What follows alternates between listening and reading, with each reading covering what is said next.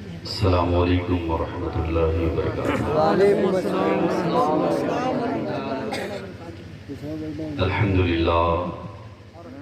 الحمد للہ رب العالمین والعاقبۃ للمتقین والصلاة والسلام علی سید المرسلین وعلی آلہ واصحابہ اجمعین، اما بعد۔ اعوذ باللہ من الشیطان الرجیم، بسم اللہ الرحمن الرحیم۔ یا ایھا الذین آمنوا قوا انفسکم واہلکوا النار وقودها الناس والحجارہ۔ آمنت باللہ صدق اللہ العظیم وبلغنا رسولہ النبی الامین الکریم ونحن علی ذلک لمن الشاہدین والشاکرین والحمد للہ رب العالمین۔ باد توحید کے متوالوں، شمع رسالت کے پروانوں، غوث و رضا کے دیوانوں، آئیے خلوص و احترام کے ساتھ محسن کائنات، رحمت عالم، نور مجسم، سید الانبیاء، امام الانبیاء، مالک جنت، شافع محشر، حضور محمد الرسول اللہ صلی اللہ تعالیٰ علیہ وسلم کی مقدس بارگاہ میں درود و سلام کا نذرانہ پیش کریں اور پڑھیں اللہم صلی علی سیدنا مولانا محمد بارک وسلم، صلو علیہ صلاۃ و سلام علیہ یا رسول اللہ صلی اللہ تعالیٰ علیہ وسلم۔ حضرات گرامی، آج کی محفل نور کو محب گرامی حضرت حافظ و قاری عارف رضا صاحب قبلہ نے اور ان کے بھائیوں نے اپنے والد گرامی کے ایصال ثواب کے لیے منعقد کیا ہے۔ اللہ تعالیٰ اس بزم نور کو قبول فرمائے اور مرحوم کو اللہ کروٹ کروٹ جنت کی بہار نصیب فرمائے۔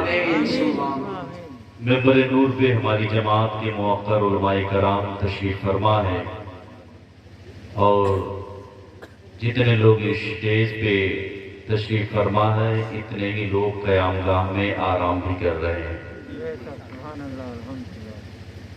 الحمدللہ بہت اچھے خطیب آپ کے علاقے میں تشریف لائے ہیں، حضرت علامہ مولانا آصف رضا صاحب قبلہ، اور نعت پاک پڑھنے کے لیے آپ کے گاؤں میں آل رسول کی آمد ہوئی ہے۔ شہزادے رسول، شہزادے غوث اعظم سید نذیر الحسن صاحب قبلہ تشریف لائے ہیں، بہت ہی شاندار لہجے میں نبی کی نعت پڑھتے ہیں۔ رحیم رضا قبلہ بھی تشریف فرما ہے، وہ بھی آرام کر رہے ہیں، ہم لوگوں کے جانے کے بعد وہ تشریف لائیں گے۔ اور ممبر نور پہ دیکھ رہے ہیں ہماری جماعت کے بہترین حافظ و قاری حضرت حافظ و قاری سراج احمد صاحب قبلہ تشریف فرما ہے۔ حضرت حافظ عارف رضا صاحب قبلہ جن کی رہبری رہنمائی میں یہ جلسہ منعقد ہوا، دودی نغمہ سرا قاری نفیس صاحب قبلہ، نقیب اعظم ہندوستان قاری نور محمد صاحب قبلہ، نقیب اعظم ہندوستان حضرت مولانا رفیق صاحب قبلہ تشریف فرما ہے۔ یعنی سننے والے سے زیادہ لوگ سنانے والے موجود ہیں، اور جتنے لوگوں کو آنا تھا وہ آ چکے ہیں، اب مزید کوئی آئے گا نہیں، اس میں سے اب جانا ہی ہے آپ حضرات کو۔ تھوڑی دیر بیٹھے ہو تو دیوانگی کا پتہ ہی چل جائے گا تھوڑی دیر کے بعد، کیونکہ حلوہ کھانے والے دیوانے بہت ہیں، جسم کی بوٹی نکالنے والے دیوانے نہیں ہیں اس دنیا میں۔ ٹھنڈک میں ہوائیں بھی چل رہی ہیں، آپ کا بیٹھنا یقیناً یہ کسی جہاد سے کم نہیں ہے۔ تلوار سے جہاد کرنا آسان ہے، لیکن نفس سے جہاد کرنا یہ آسان نہیں ہے۔ حضور نے نفس سے جہاد کرنے کو جہاد اکبر کہا ہے، یہ بڑا جہاد ہے۔ ٹھنڈک تو یقیناً لگ رہی ہے، دل یہی چاہتا ہے کہ اس وقت ہم اپنے بستروں میں ہوتے تو بڑا اچھا ہوتا، لیکن آپ بیٹھے ہیں حضور کی محبت میں، یہاں حضور کی باتیں ہو رہی ہیں۔ جب تک آپ بیٹھے رہیں گے اللہ رب العزت آپ کو رحمتوں سے نوازتا رہے گا۔ تھوڑی دیر کے لیے بیٹھے، میں کچھ باتیں بیان کر کے رخصت ہوں گا، پھر حضرت کی آمد ہوگی، ان کی تقریر آپ حضرات سماعت کریں گے۔ یقیناً عارف بھائی کے بھائیوں نے بہت ہی اچھا کام کیا، اپنے والد گرامی کے ایصال ثواب کے لیے بہترین جلسہ کیا، بچوں غریبوں کو دوستوں احباب کو کھانا کھلایا۔ یہ سب کار خیر انشاءاللہ ان کے والد گرامی کے روح تک پہنچے گی۔ میرے بھائی، زندگی بھر اگر کوئی باپ کی خدمت کرتا رہے تو اس کا حق ادا نہیں کر سکتا، اس لیے کہ باپ ایک عظیم نعمت ہے جو دنیا کی کسی مارکیٹ میں نہ خریدا جا سکتا ہے، نہ کسی بگ بازار میں باپ مل سکتا ہے۔ باپ اپنی اولاد سے کتنی محبت کرتا ہے یہ ہر اولاد والا جانتا ہے۔ ایک درخت ہے، درخت جو آپ کو چھاؤں پہنچانے کے لیے، وہ درخت کبھی مئی جون کی گرمی اور دھوپ کو برداشت کرتا ہے، کبھی دسمبر جنوری کے ٹھنڈک کو شبنم کو اپنے اوپر لیتا ہے، صرف آپ کو سکون پہنچانے کے لیے۔ اسی طرح ایک باپ ہوتا ہے جو زندگی کے ہر مصیبت ہر پریشانیوں کو جھیلتا ہے اپنی اولاد کو سکون پہنچانے کے لیے، اور باپ کی جب تک سانسیں چلتی ہے وہ صرف اپنی اولاد کے بارے میں سوچتا ہے کہ میرا بیٹا سب سے آگے نکل جائے۔ میرے بھائی، آج جو بھی کچھ آپ ہو، چاہے ڈاکٹر ہو، چاہے پروفیسر ہو، چاہے مفتی ہو یا علامہ ہو، یہ تمہاری دین نہیں ہے، یہ تمہارے باپ کی دین ہے۔ باپ نے انگلی پکڑ کر کے ہمیں چلانا سکھایا، باپ نے ہماری پرورش کی، باپ نے مئی جون کی گرمیوں میں پشت پہ کمر پہ بوریے لاد کر کے روزی کما کر کے اپنی اولاد کی پرورش کی ہے۔ یقیناً وہ باپ بڑا مہربان ہے۔ دنیا میں اور لوگ بھی محبت کرنے والے ہوتے ہیں، لیکن وہ کسی نہ کسی لالچ اور کسی نہ کسی مقصد کی وجہ سے محبت کرتے ہیں، لیکن ماں باپ کی ایک ذات ایسی ہے، وہ نہ کسی لالچ میں آپ سے محبت کرتے ہیں، نہ کسی فائدہ کی وجہ سے آپ سے محبت کرتے ہیں۔ نہیں، اللہ تعالیٰ نے ماں کے دل میں ممتا ڈال دیا ہے، باپ کے دل میں محبت ڈال دیا ہے۔ وہ ماں باپ بہت محبت کرتے ہیں، تو اس لیے یہ لوگوں ماں باپ زندہ ہیں، ان کی قدر کرو۔ اگر وہ قبر میں جا چکے ہیں تو ان کے لیے دعائے مغفرت کیا جائے۔ مرنے والا زندوں کا محتاج ہوا کرتا ہے، وہ ہمیشہ رستہ تکتا ہے قبر سے کہ کاش میرے گھر والے میری قبر پہ آگے فاتحہ پڑھ جاتے تو قبر میں مجھے سکون مل جاتا۔ لیکن کتنے ایسے نالائق اولاد ہیں جنہوں نے باپ کے زمین پہ قبضہ کیا، باپ نے شادی کی، باپ نے دکان مکان دے دیا، لیکن باپ کی قبر دھسی ہوئی ہے، وہ لال و بیٹا کبھی باپ کے قبر پہ جا کر کے مٹی تک نہیں ڈال پاتا۔ ایسے نالائق لوگ ہیں، اس لیے لوگوں باپ کی قدر کرو۔ اللہ تعالی ہم سب کو اپنے والدین کے ساتھ حسن سلوک کرنے کی توفیق عطا فرمائے۔ میں نے قرآن عظیم کی آیت کریمہ کی تلاوت کی ہے، یا ایھا الذین آمنوا قوا انفسکم واہلیکم نارا وقودھا الناس والحجارہ، اے ایمان والو، اپنے آپ کو اور اپنے گھر والوں کو جہنم کی آگ سے بچاؤ جس کا ایندھن آدمی اور پتھر ہے۔ یعنی جہنم میں آدمی اور پتھر ڈال کر کے اور جلایا جائے گا، یہ چیلا بنیں گے آدمی اور پتھر۔ اس لیے رب نے کہا اے لوگوں، اور یہ کس سے کہا گیا؟ جو گھر کا ذمہ دار ہے، ایک باپ ہے تو اس سے کہا گیا خود جہنم کی آگ سے بچو، اور آپ کے پیچھے جو ہے آپ کی بیوی، آپ کی بہن، آپ کے بیٹے، آپ کی بیٹیاں، ان کو بھی جہنم کی آگ سے بچاؤ۔ کیوں؟ اس لیے کہ جہنم کی آگ ہم برداشت نہیں کر سکتے۔ ایک باپ ہے، اگر بیٹا اس کے سامنے گر جاتا ہے، پاؤں میں چوٹ لگ جاتی ہے تو باپ تڑپ جاتا ہے، کیونکہ باپ اپنے بیٹے کو تڑپتا ہوا نہیں دیکھ سکتا۔ لیکن اے لوگوں، یہ بتاؤ کیا جب تمہارا بیٹا جہنم میں جلے گا تم دیکھ سکتے؟ جب تمہاری بیٹی جہنم میں جلے گی کیا تم دیکھ سکتے؟ اگر باپ ہو نہیں دیکھ سکتے۔ اسی لیے رب نے کہا اے لوگوں، خود جہنم کی آگ سے بچو اور اپنے گھر والوں کو جہنم کی آگ سے بچاؤ۔ جہنم کی آگ ہے کیا؟ ہے کیا؟ ذرا سنیں۔ جبریل علیہ السلام ایک دن حضور کی بارگاہ میں آئے تو آ کر کے عرض کرتے ہیں یا رسول اللہ، اللہ تعالیٰ نے جہنم کو 1000 سال تک جلانے کا حکم دیا۔ آقا 1000 سال تک جلایا گیا تو جہنم کی آگ بالکل سرخ ہو گئی۔ پھر اللہ کا حکم ہوا 1000 سال تک اور جلاؤ، 1000 سال تک اور دہکایا گیا، پھر جہنم کی آگ سفید ہو گئی۔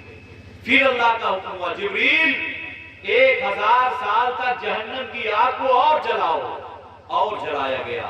پھر عرض کیا یا رسول اللہ، اس کے بعد جہنم کی آگ بالکل کالی ہو گئی، سیاہ، جہنم میں اجالا نہیں ہے، اندھیرا ہی اندھیرا ہے۔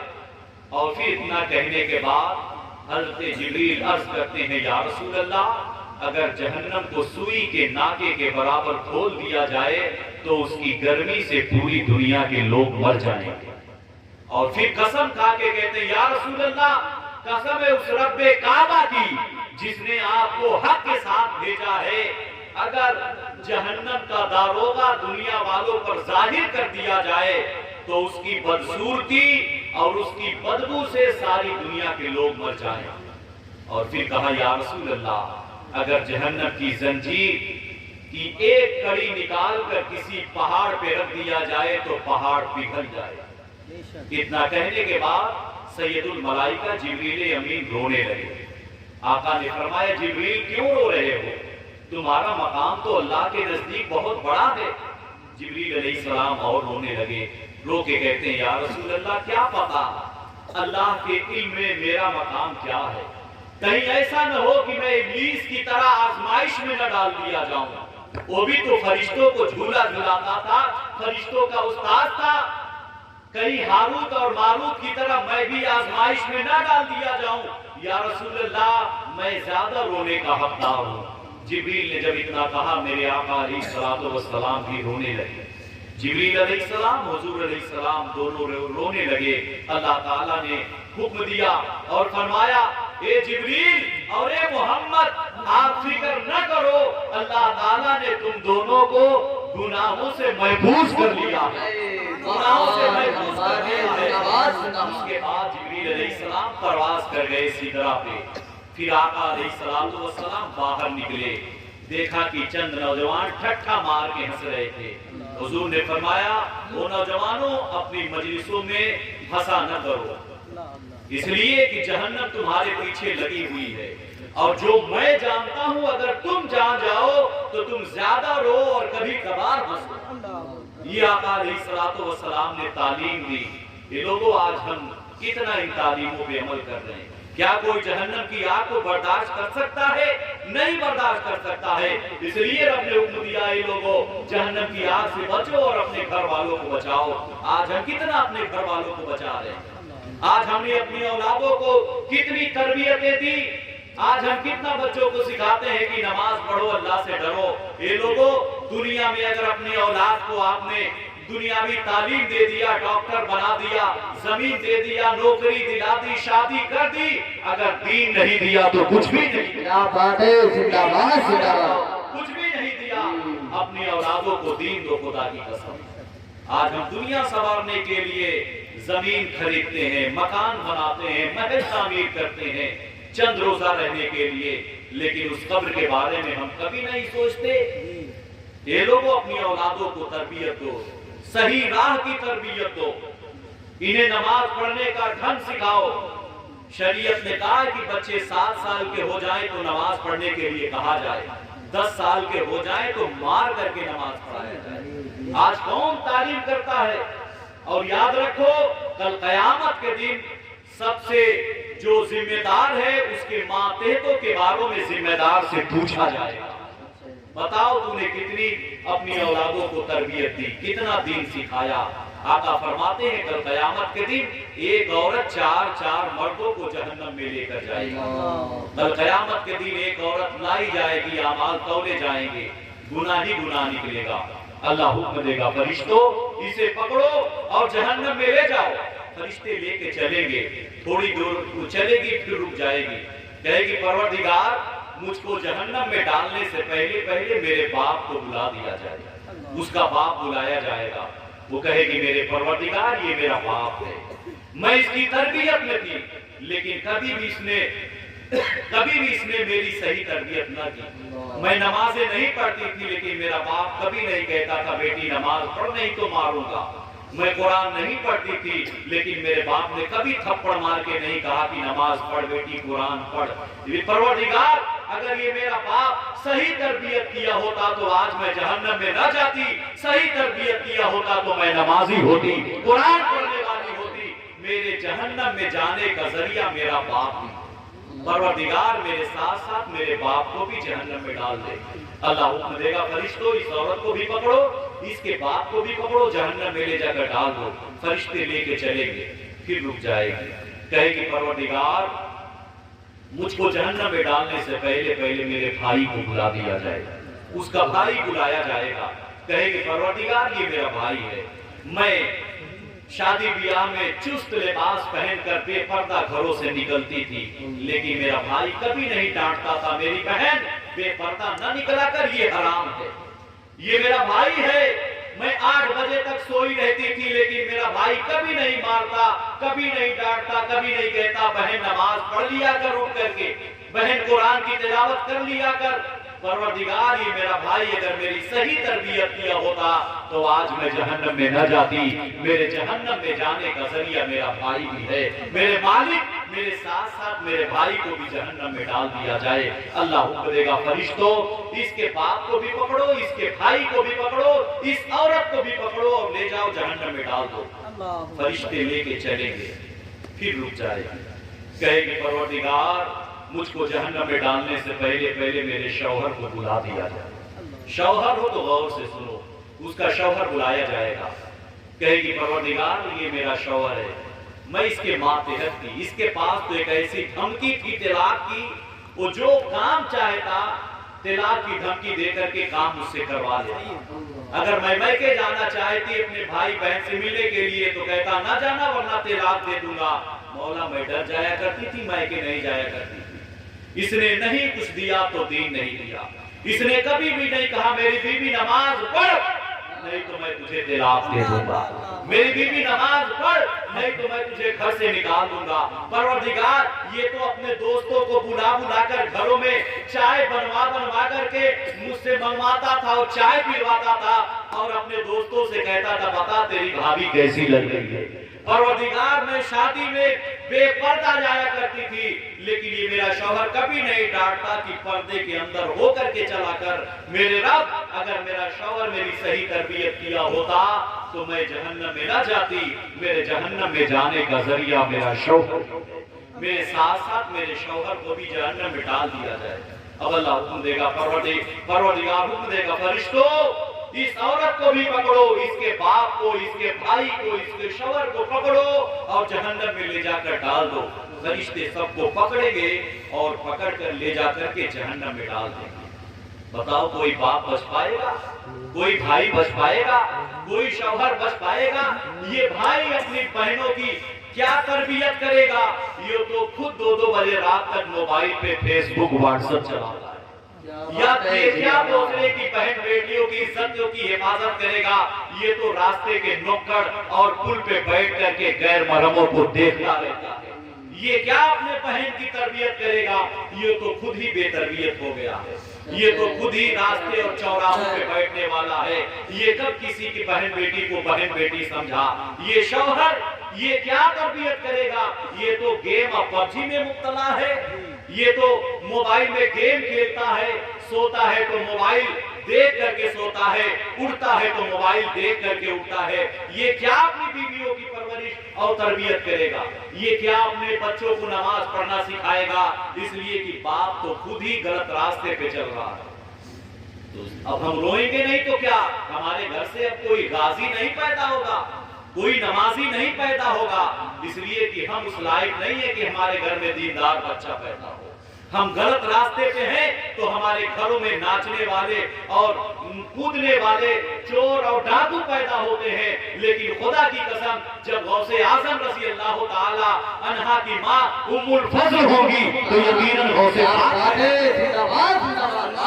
پاک کے نام پہ पे न जाने कितने मुर्गे खा गए होंगे, लेकिन गौसे पाक रज़ी अल्लाह ताला अन्हा की माँ ने अपने बेटे से क्या कहा था, बेटा दीन की तालीम हासिल करने जा रहा है, रास्ते में कभी झूठ ना बोलना, रास्ते में कभी झूठ ना बोलना।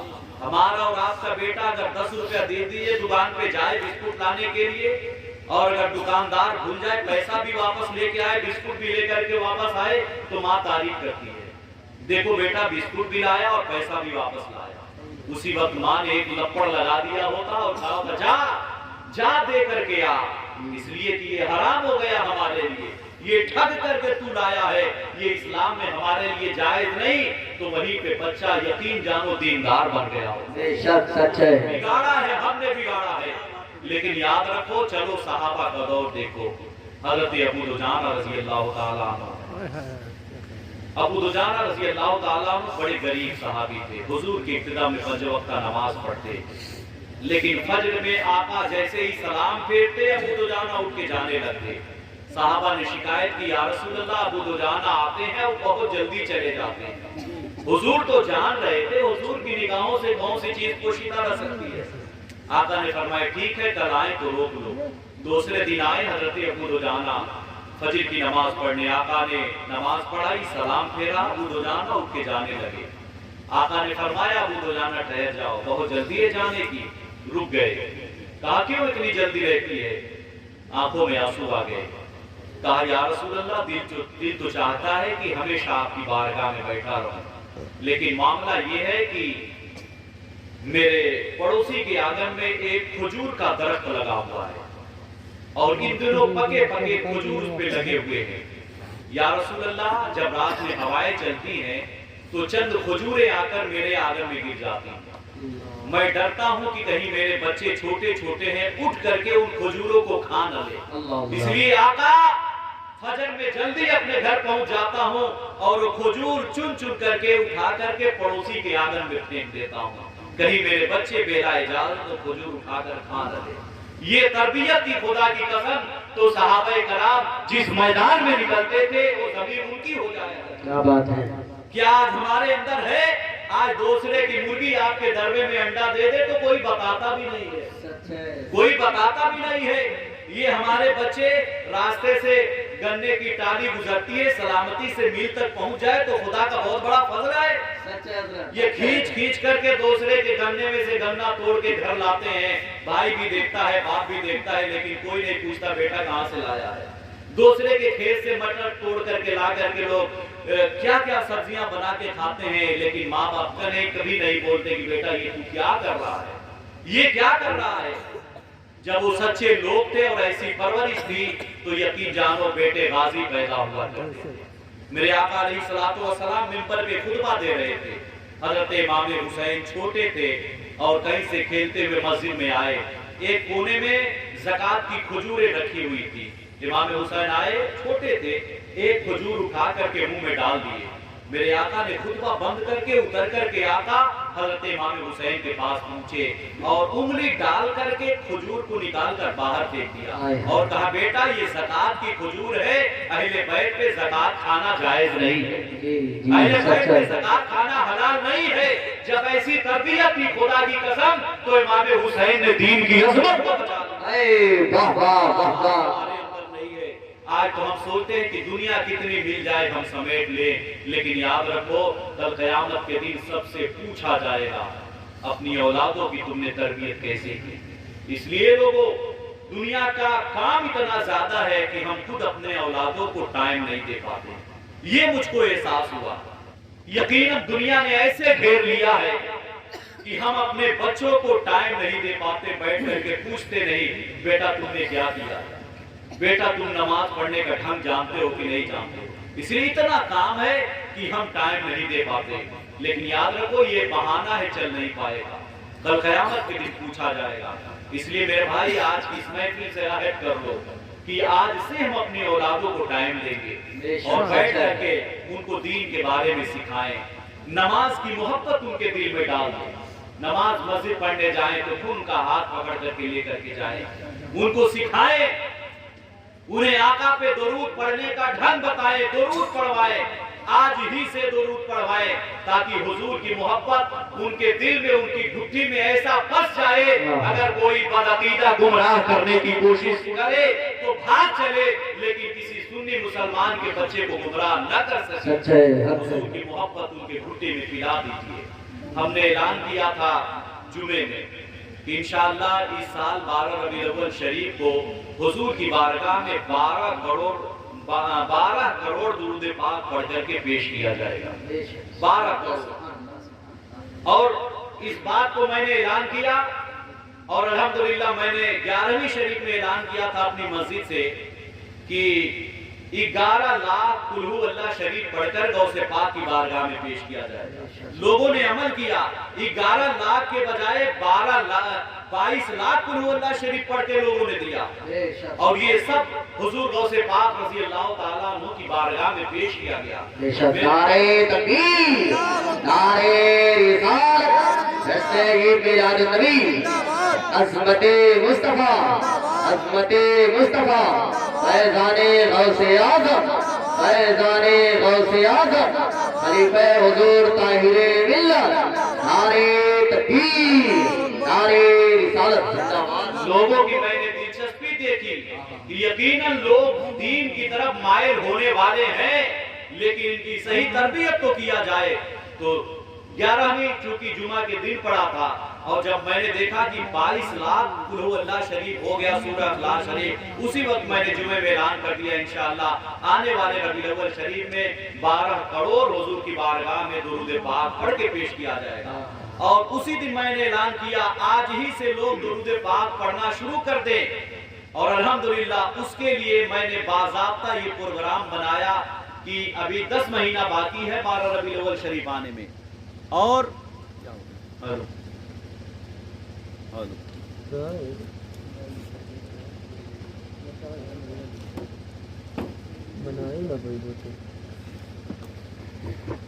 हेलो हेलो हेलो दुरूद शरीफ पढ़े अल्लाहुम्मा सल्ली अला सय्यिदना मौलाना मुहम्मद बारिक सल्लल्लाहु अलैहि वसल्लम। तो अभी 10 महीने बाकी हैं, अक्टूबर में 12 रबीउल नूर शरीफ पड़ेगा। उसके लिए बाज़ाब्ता मैंने एक कार्ड छपवाया है और उसमें कालम दिया, जैसे आज 1 तारीख है, जुमा का दिन है, तो एक जगह उसमें खाली रखा गया है।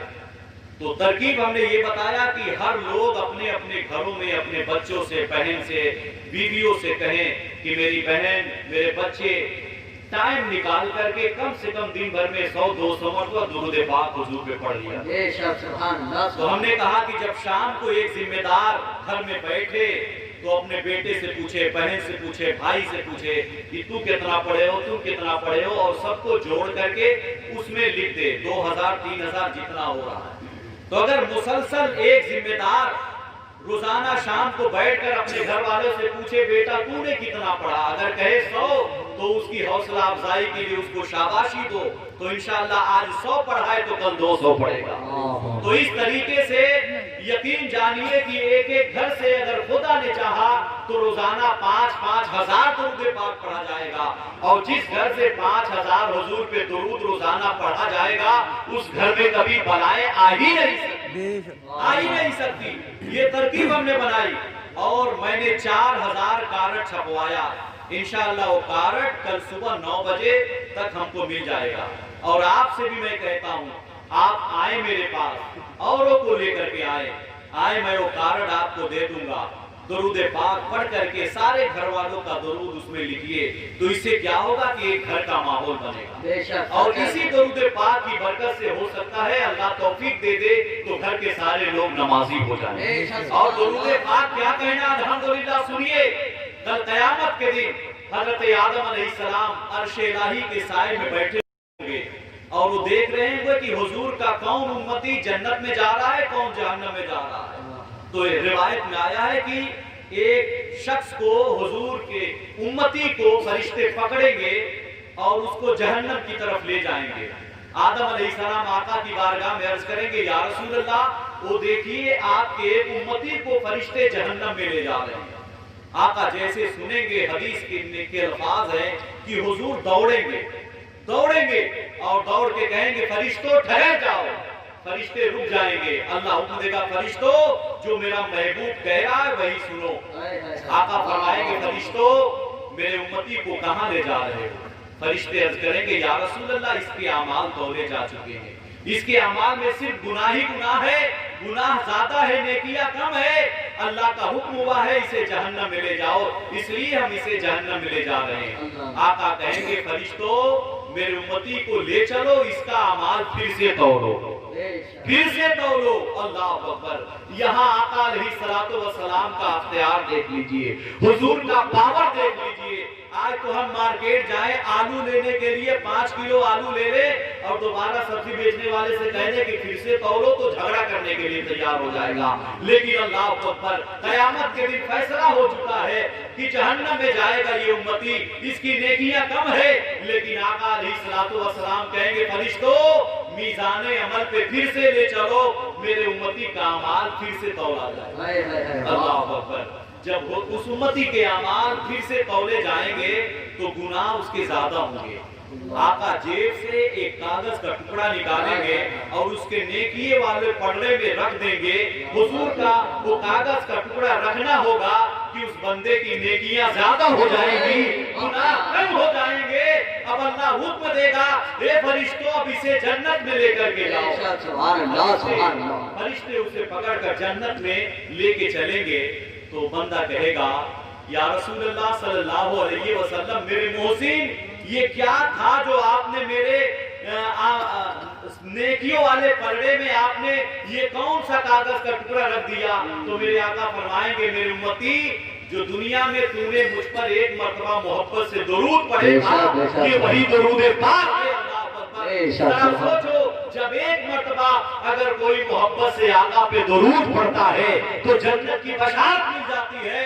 تو اے لوگوں کثرت سے درود پڑھا کرو, اس لیے کہ ہمارے پاس اعمال نہیں ہے, کل قیامت کے دن اسی درود پاک کی برکت سے ہم بچ جائیں گے. بے شک سبحان اللہ سبحان اللہ. اور حضور نے فرمایا کل قیامت کے دن سب سے زیادہ وہ مجھ سے قریب ہوگا جو مجھ پر کثرت سے درود پڑھتا ہو, کثرت سے درود. اور جب ہم حضور کے ساتھ ہوں گے تو کوئی فکر اور ٹینشن نہیں ہوگی, اس لیے کثرت سے درود پاک پڑھا کرو.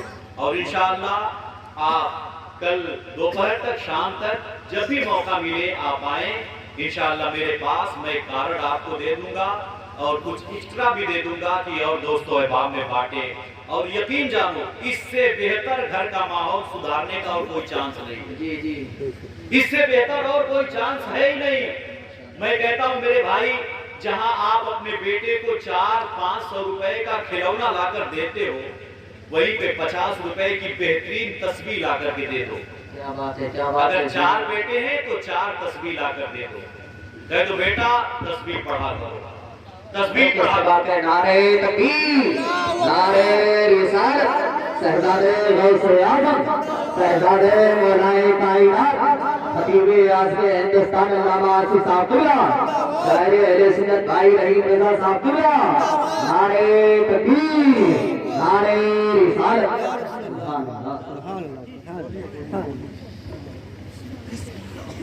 درود پاک پڑھیں اللہم صلی علی سیدنا مولانا محمد الباری وسلم صلو علیہ السلام علیہ یا رسول اللہ صلی اللہ تعالی علیہ وسلم.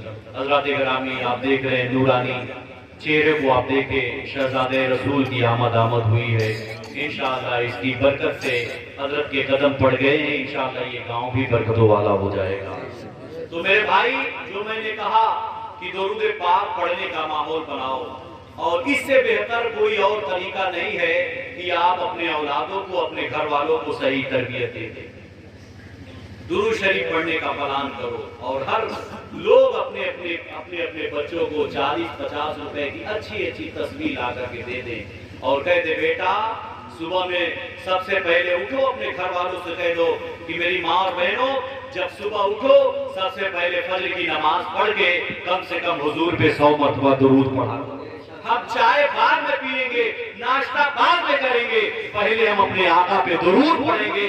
ہر گھر میں اگر یہ ماحول بن گیا تو یقین جانو یہ کورونا کچھ بھی نہیں ہے، درود کی برکت سے اللہ تعالیٰ ہمیں صحت عطا فرمائے گا اور پھر حضور کے ہم عاشق بن جائیں گے۔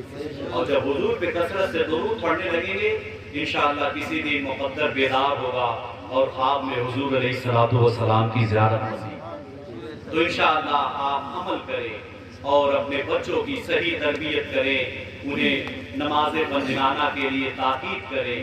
بچے 10 سال کے ہو جائیں نہ پڑھیں تو انہیں مار کر کے پڑھائیں، لیکن ماریں گے کب؟ جب آپ خود نمازی بن جائیں گے تب، نہیں تو پلٹ کے کہے گا ابو آپ ہمیں مار رہے ہیں، آپ تو خود ہی 10 بجے تک سوئے رہتے ہیں۔ اور یقین جانو یہود و نصارہ کا یہ سب سے خطرناک پلان جو ہے یہ ملٹی میڈیا موبائل سے آج جو ہمارے ہاتھوں میں ہے، یاد رکھو جب یہ بڑی بڑی موبائل نہیں تھی تو لوگوں کے اندر محبتیں تھی۔ جب فون تھا نا فون، تو لوگ فون اٹھاتے تو ان کا ہاتھ کانپتا تھا، اتنا قریب نہیں جاتے تھے لوگ، ہے نا؟ اس وقت بڑی محبت تھی۔